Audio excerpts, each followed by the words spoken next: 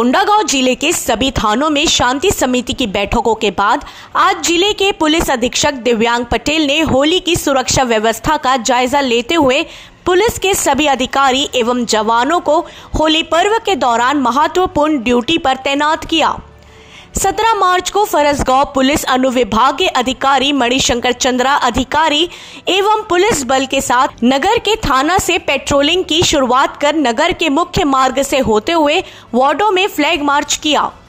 नगर में होली पर्व की शुरुआत में पुलिस अधिकारी एवं पेट्रोलिंग गाड़ियों के काफिले के साथ बड़ी संख्या में पुलिस बल को देखकर नगर वासियों में उत्साह का माहौल रहा एवं उन्होंने नगर में सौहार्दपूर्ण होली मनाते हेतु सुरक्षित माहौल महसूस किया। कोरोना महामारी जैसे संकट से गुजरते हुए बड़े समय बाद बहुत ज्यादा पाबंदियों के बिना पर्व मनाने का लोगों में उत्साह तो पहले से ही था,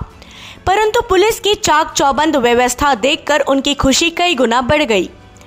फरसगांव से राम कुमार भारद्वाज की रिपोर्ट।